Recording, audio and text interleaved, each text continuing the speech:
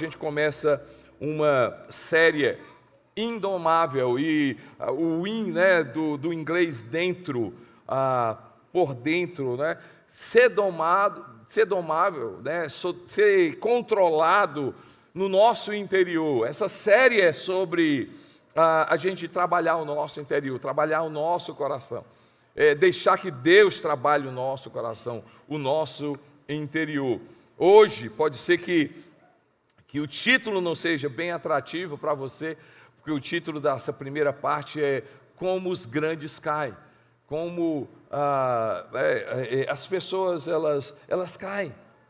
E por favor, não venha julgar e achar que não é uma mensagem para você, porque talvez não é uma mensagem cujo propósito é apontar. Mas quem sabe é uma mensagem de precaução, antes que aconteça, antes que se torne realidade. Ei, cuida disso aqui, cuida do seu coração. E o personagem que a gente vai estar usando para a gente conversar hoje é Sansão. E Sansão era essa pessoa, e a gente vê aí pela palavra de Deus descrito no livro de Juízes, fala sobre a vida de Sansão. A gente vê alguns filmes que foram feitos, Sansão, aquele cara forte, um cabelão. E aí a gente percebe, né, olha na história de Sansão e acha que o problema de Sansão foi Dalila. Não, o problema de Sansão não foi Dalila. Dalila foi só um ponto na jornada dele. Na verdade, coisas estavam acontecendo, situações estavam acontecendo no interior. Fala comigo, gente, no interior. O coração de Sansão, que de repente essa mensagem é um alerta para você, para a gente, porque essa série não é sobre Sansão, é sobre mim, é sobre você, é sobre todos nós que às vezes nós ignoramos nossos limites, nós deixamos ser levados pelos nossos desejos incontroláveis. Confiamos demais na nossa força, quando na verdade nós estamos fracos por dentro.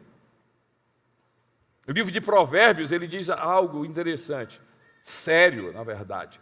Provérbios capítulo 16, verso 32, diz assim: melhor é o homem paciente do que o guerreiro. E eu gosto dessa segunda parte, mais vale controlar o seu espírito do que conquistar uma cidade. Mais vale controlar o seu espírito do que conquistar uma cidade. Quem era Sansão? E a gente vai ver ali em Juízes capítulo 13, ele foi separado desde o ventre. Era um homem chamado por Deus. A forma como Sansão vem é um milagre, literalmente. A sua mãe, seu pai, eles não tinham filhos, não conseguia engravidar. Um anjo vem, visita aquela família e literalmente ela engravida, mas foi claro, o anjo foi claro, dizendo assim: essa criança ela vai ser dedicada a Deus, essa criança vai ser separada para Deus. Então, Sansão veio para ser separado por Deus, para Deus.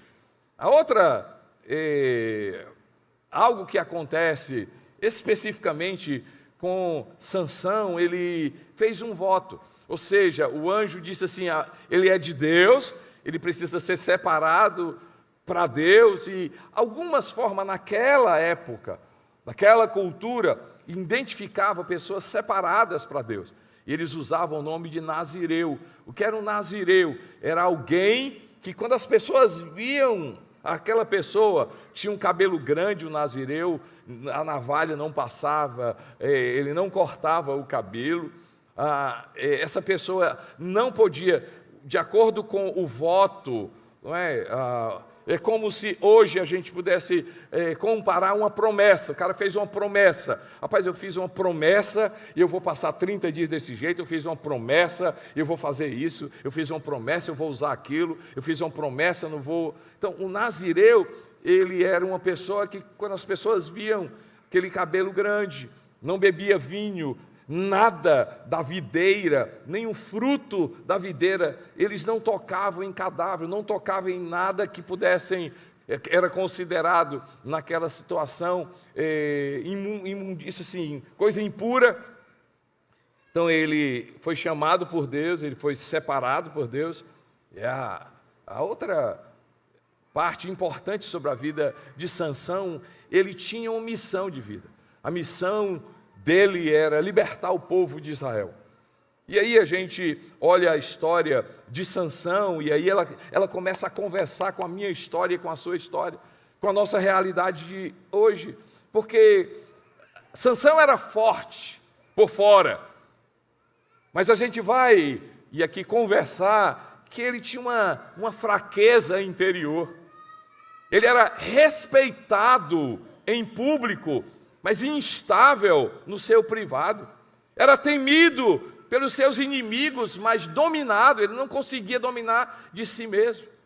E aí a gente começa a perceber uma queda, começa a perceber um problema, e mais uma vez eu quero chamar a atenção, quem sabe essa mensagem, do profundo do meu coração, o profundo do meu coração é uma mensagem de precaução, uma mensagem de precaução, é uma chamada de Deus para dizer assim: ei, não estamos dizendo que você está errado, não estamos dizendo que você vai cair, não estamos dizendo que você vai fracassar, não estamos dizendo, profetizando isso na sua vida, nós estamos chamando a atenção que pode acontecer do seu casamento, pode acontecer na sua saúde, pode acontecer na sua missão de vida, pode acontecer, e antes de acontecer, não vai acontecer, se você cuidar disso. E olhando para Sansão, a gente vê a primeira coisa, o desejo desenfreado, ou seja, ele é daquela pessoa assim: eu quero, e não importa o preço que eu vou pagar, não importa, eu quero. Por quê? Porque havia algo no coração de Sansão chamado desejo desenfreado. Juízes capítulo 14, versos 1 a 3. Juízes 14, 1 a 3. Fala o seguinte: Sansão desceu a Tímina, uma cidade, viu ali uma mulher do povo filisteu.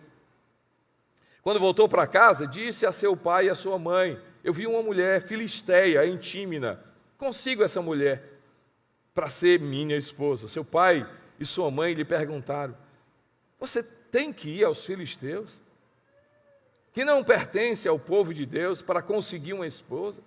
Mas Sansão disse ao pai: consiga para mim, é ela que me agrada. Ou seja, em outras palavras, consiga, eu quero casar com ela, vai ser ela. E a gente começa a perceber o que agrada aos olhos. O que agrada aos olhos se torna mais importante do que agrada ao coração de Deus. Cuidado, gente. Cuidado desse terreno onde quem domina são meus desejos. Quem domina é o meu interior. Quem domina. Quem sabe é um terreno muito perigoso, porque a gente nem nota. As pessoas olham, chamam de forte, as pessoas olham e chamam de inteligente, as pessoas olham e respeitam, mas algo já começava no coração de Sansão. A Bíblia fala sobre a nossa sociedade de uma forma muito simples, muito clara. Livro de 1 João, no capítulo 2, no verso 10, começa: não amem o mundo, nem as coisas que há no mundo. E aí, eu quero chamar a atenção sobre essa palavra mundo. A palavra mundo na Bíblia tem dois sentidos. Um sentido é sobre gente, sobre pessoas. Por exemplo, João 3,16, porque Deus amou o mundo de tal maneira que deu seu Filho unigênito. Então a palavra mundo aqui, em João 3,16, significa eu, você, a gente, porque Deus nos amou. Mas a palavra mundo, em 1 João, capítulo 2, versos 2, e aí ele segue, são valores, são princípios da nossa sociedade. E aí ele diz assim: não amem o mundo, nem aquilo que há no mundo, ou seja, não ame os princípios. Não se envolva, cuidado, isso corrompe. Porque quem ama esse mundo, o amor do Pai não está nele. Não dá. Deus não consegue. Não dá para caminhar junto. E aí ele diz, porque tudo que há no mundo, e ele diz, o que é que existe no mundo? Os valores do mundo. Ele diz assim, a concupiscência, ele usa a palavra, ou seja, desejo desenfreado. Desejo descontrolado. Tudo que há no mundo. Como é que é o sistema desse mundo? Desejo descontrolado dos olhos, desejo descontrolado, né, do coração, da carne, e ele diz, né, e a soberba do mundo. E aí ele diz, isso não procede do Pai.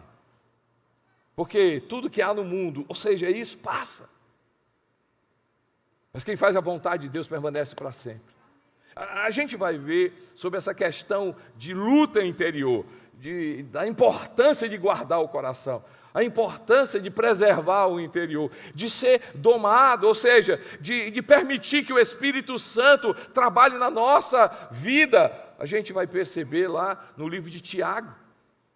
No livro de Tiago, no capítulo 1, ele diz sobre essa guerra, desejos. Ele diz o seguinte, que ninguém pode dizer para Deus, sou tentado por Deus, porque Deus não tenta ninguém. E aí ele diz, cada um é tentado. Fala comigo, gente, cada um. Tiago, ele diz, é autorresponsabilidade. Cada um é tentado pela sua própria cobiça. E quando ela atrai e vira, não é apenas uma atração, vira pecado, ela destrói a nossa vida. Quando Caim matou Abel, a Bíblia diz que Deus se encontra com ele, e ele está triste. E a Bíblia usa a expressão, como se Deus dissesse assim, que cara é essa, Caim? E aí Deus diz assim, ei, o pecado bate à nossa porta, mas cumpre a nós a gente dominar. Se tem algo que Deus nos deu, e a gente vai falar no final, porque aqui eu estou falando sobre problema, mas daqui a pouco a gente vai falar sobre solução. E, gente, por isso que o Espírito Santo foi derramado por nós, por Jesus. E ele faz muita coisa, o Espírito Santo. Paulo, falando sobre esse Espírito de Deus na nossa vida, ele fala que ele traz o amor, a alegria, a paz, a bondade, a benignidade, a fidelidade, ele diz, e traz o domínio próprio. Provérbios, ele diz, mais vale, gente, mais vale um homem, ou seja, um ser humano, mais vale controlar o seu espírito do que conquistar uma cidade. Desejo desenfreado, a lição, o desejo não dominado nos torna refém dos nossos impulsos. Quando o eu quero se sobrepõe ao que Deus quer, a força externa, gente, abrir mão, quando os nossos desejos passam a reger nossas escolhas, e não mais nossos princípios, a força externa deixa de importar. Decisões baseadas no que agrada aos olhos, sem consultar Deus, cargos, relacionamentos, compras, mudança. A gente começa a olhar para Sansão e começa a concordar de que o problema de Sansão não foi Dalila. Outra situação que pode ser, gente, pode ser. Pode ser que algo que Deus quer fazer com você hoje é tratar o seu interior, entrar, e Ele vai fazer isso. A gente vai orar, e eu tenho certeza que o Espírito Santo vai fazer coisas maravilhosas na nossa vida hoje, porque Deus ama tocar o coração, Deus ama encher a nossa vida, Deus ama e quer colocar na nossa vida esse domínio próprio, controlado pelo Espírito Santo. A outra coisa, quando eu olho para a vida de Sansão, e pode ser uma pregação de precaução, ele chega a determinada situação, o eu quero, agora ele chega ao eu mereço, ou seja, a lógica da autogratificação. E a lógica da autogratificação não é, eu mereço acertar, eu mereço errar. Não merece errar. Juízes 14, 10, conta a história, ele vai os pais pegam aquela mulher, ele vai agora casar-se com ela, e Juízes 14, 10, seu pai foi à casa da mulher, e Sansão deu ali uma festa, como era costume dos noivos, ele já entra no costume daqueles povos.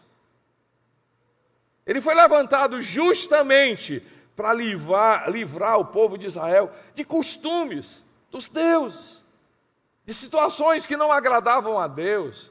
Agora ele dá uma festa como de costume. Não, agora já se tornou o quê? Normal. Já se tornou normal. Fala comigo. Sansão foi enviado por Deus. Vamos lá, gente. Sansão foi enviado por Deus. Sansão era separado para Deus. E Sansão tinha uma missão de Deus. Então ele foi dado por Deus, ele foi separado para Deus, ele tinha uma missão de Deus. A gente começa a dizer que não, isso já aí, não, se afastando, vai se afastando, vai se afastando, vai se afastando. A gente não percebe. A gente não percebe. E, gente, pequenos desvios. Pequenos desvios. Outro problema que a gente, e mais uma vez, me desculpe repetir, mas eu quero que entre no seu coração, é uma mensagem de precaução. Eu mereço, eu quero, e a terceira, o espelho, quando eu olho para Sansão e eu aprendo com Sansão, nesse sentido, né? Eu consigo, ou seja, o auto-engano, a autossuficiência. A gente vai ver em Juízes 14, 8 e 9. E aí você vê o texto, né? Algum tempo depois, quando voltou para casa, para casá-la, afastou-se do caminho para ver o cadáver. E nele havia um enxame de abelha e um favo de véu, o qual ele apanhou com as mãos e foi comendo no caminho. Só para você entender o contexto desse texto, em determinada situação, Sansão, ele vinha em um determinado caminho, veio um leão, ele mata o leão, como se fosse rasgando uma folha, aquele leão morre, e lembrando, ele é enviado por Deus, ele é consagrado, e na promessa que ele faz, dito por Deus, assim, Sansão, você é consagrado para mim, e há algumas coisas que eu quero que demonstre para você, lembrem para você que você é consagrado para mim, o seu cabelo, você não pode beber ou comer nada da videira, e você não pode beber vinho, e você não pode tocar em coisas impuras, e uma das coisas impuras, na promessa que ele tinha sido separado para Deus, era cadáver. Você é algo impuro, ele mata o leão, ele volta, pega o cadáver, ainda come, e ainda dá para o pai dele, a mãe dele. Quando se reuniu com seu pai e sua mãe, deu-lhe um pouco, e eles comeram, mas não lhes contou que havia tirado o mel do cadáver do leão. E isso revela o quê, gente? Nada vai acontecer comigo, eu dou conta com isso, eu consigo administrar meus próprios limites. Você pode repetir comigo? Diga assim, o meu limite. Vamos lá, gente, todo mundo diga assim, o meu limite é se afastar do meu limite. Eu oro para que o Espírito Santo de Deus, e Ele faz isso de uma maneira que só Ele é capaz de fazer. De uma maneira saudável, não acusando você, não apontando você, mas quem sabe hoje você saiu de casa e disse, pastor, eu quero que Deus fale comigo. Olha, Castanete, eu vim hoje esperando Deus falar comigo, e quem sabe é essa palavra que Deus está dizendo para você, filha, se afaste do limite. Filho, se afaste do limite. Às vezes a gente não percebe, mas há um limite, a gente não percebe que pode acontecer, gente. Eu quero, desejo desenfreado, eu mereço. E aí um outro passo que estava levando à queda de Sansão, não aconteceu nada comigo. Eu consigo. O que toleramos, nós não mudamos. Isso é uma verdade. O que toleramos, nós não mudamos. A tolerância de um comportamento que não agrada a Deus, só uma vez, não tem problema nenhum. Pequenos desvios. Fala comigo, gente, pequenos desvios. Na minha mente sobre pequenos desvios, me vem a história dos sábios. A Bíblia fala que no nascimento de Jesus vieram sábios do Oriente. E a Bíblia usa a palavra sábio porque eles eram estudiosos. Ele sabia o tempo que Jesus iria nascer, sabia o local onde Jesus iria nascer. Eles estudavam os astros, eles sabiam, literalmente. E a Bíblia fala que eles saem do Oriente para ir para Belém. Fala comigo, gente, Belém. Belém. Mas eles fazem um pequeno desvio. Ao invés de ir para Belém, eles vão para Jerusalém. O final é parecido, mas os lugares são diferentes. Eu já fui algumas vezes para Israel. Belém para Jerusalém são 10 quilômetros. É a distância ali do Eusébio para cá, para a igreja. Literalmente. É uma distância pequena. E eles, ao invés de ir para Belém, eles sabiam. Eles eram sábios, estudiosos. Mas eles cometem um pequeno desvio. E esse pequeno desvio, eles caem no lugar errado. Eles se encontram com a pessoa errada, Herodes. Conversa. Eles começam a conversar o que não deveria conversar. Então, lugar errado, pessoa errada, conversa errada. Sabe o que é que acontece, gente? Gerações são dizimadas. Jesus nasce, Herodes manda matar todas as crianças. Você imagina o estrago por um desvio? Fala comigo, por um desvio.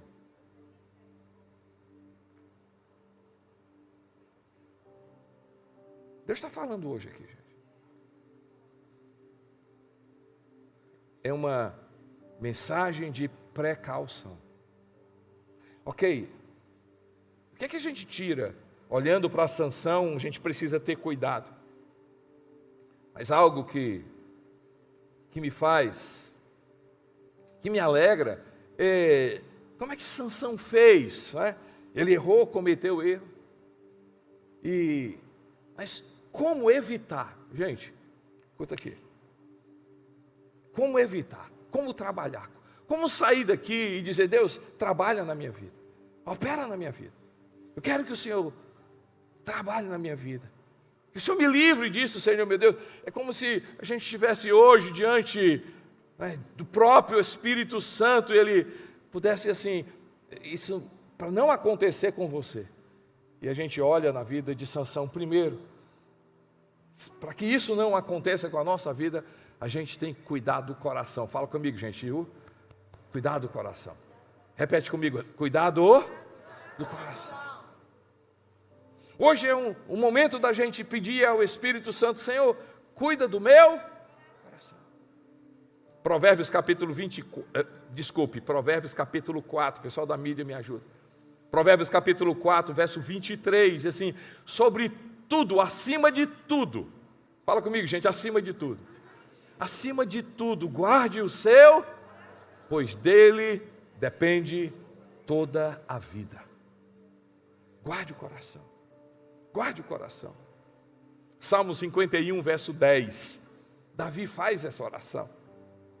O contexto do Salmo 51, verso 10, pessoal, vai colocar aí. Deixa eu colocar o contexto de Salmo 51, verso 10. Se a gente fosse usar outra pessoa, a gente poderia usar Davi. E ali, concessões, pequenos desvios, tal. Mas no Salmo 51, é o salmo onde Davi reconhece. Ele erra, ele vai para a presença de Deus e pede perdão. Agora deixa eu falar uma coisa aqui para mim, muito importante, para você, muito importante. Estão prestando atenção, gente? Olha aqui para mim. A questão do pecado, não é somente algo que eu faço e desagrada a Deus. O pior do pecado não é eu ser levado a fazer algo que desagrada a Deus. Quando olho nas Escrituras, o pior do pecado é que ele arranca de nós a nossa verdadeira identidade. Sabe aquela situação que você diz assim, você cede, você faz, mas quando passa, você olha e tem uma vergonha, você diz assim, cara, como é que eu fiz isso? Como é que eu entrei nessa? Como é que eu fui capaz de dizer isso? Como é que eu fui capaz de fazer isso? É verdade. Por quê? Porque o pecado nos leva a fazer, a roubar a nossa verdadeira identidade. Por isso que a voz do pecado é dizer que você é um erro, que você é um pecado, que quem define a sua vida é um erro. E hoje eu vim aqui dizer que quem define a sua vida se chama Jesus Cristo. E para Deus você não é um projeto errado. Ele continua te amando, Ele continua tendo misericordioso com a sua vida, Ele continua tocando a tua vida, Ele continua enviando mensageiros, Ele continua falando para a sua vida. E no Salmo 51, eu falei tanto e me esqueci de dizer o Salmo 51, 10, só para você entender o contexto. O Salmo 51, 10, Davi não pede apenas perdão do pecado. O Salmo 51, 10 assim, cria em mim, você pode falar comigo, 1, 2, 3, vamos lá? Cria em mim um coração puro, ó Deus, e renova dentro de mim um espírito estável. Hoje, para a precaução é, Senhor, trata o meu coração, cuida do meu coração, guarda o meu coração. Deixa eu ler só mais um texto, Salmo 139, versos 23 e 24.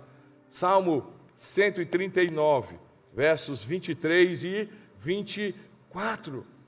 Também Davi, ele diz o que, gente? Vamos lá, todo mundo junto, Salmo 139, 23 e 24. Vamos orar com esse texto. 1, 2, 3. Sonda-me, ó Deus, e conhece o meu coração. Prova-me e conhece as minhas inquietações. E aí ele vê se em minha conduta algo te ofende e dirige-me pelo caminho eterno. Quando eu olho para a história de Sansão, se livrar disso é chegar para Deus hoje e assim, Senhor, muda o meu coração, Senhor. Muda o meu coração. Mas quando eu olho para a história de Sansão, eu vejo um final. Lógico, custou a vida dele, mas eu vejo um arrependimento diante de um Deus que não deixou de amar Sansão. Não deixou de amar Sansão. Olha a oração de Sansão. Juízes capítulo 16, verso 28. E Sansão orou ao Senhor. Ó soberano Senhor, lembra-te de mim. Soberano Deus, lembra-te de mim. Lembra-te de mim. E quando eu olho para Sansão, eu vejo essa pessoa que olha para trás e diz assim, fiz besteira. Ei, prejudiquei tanta gente. Poderia ter, mas ele olha para Deus e ainda vê esse Deus que ama, esse Deus misericordioso, esse Deus que escuta. Ele diz, Senhor, lembra-te de mim. Eu não sei o que é que Sansão, como é que Sansão orou e o que é que ele disse. Eu acho que ele deve ter começado a dizer assim para Deus, me amou,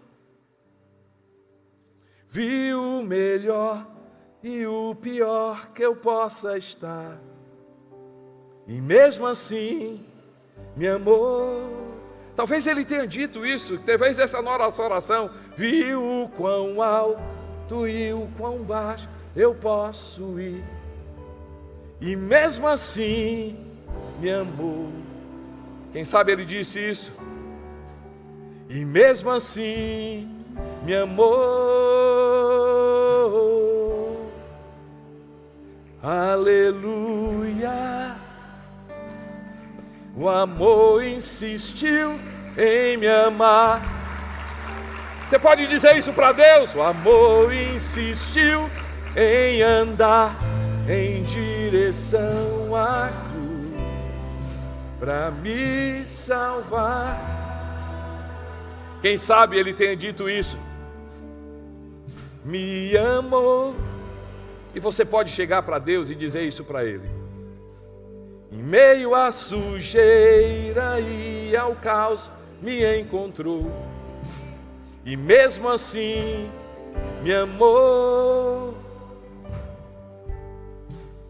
Nem o pior dos meus pecados te parou, e mesmo assim me amou.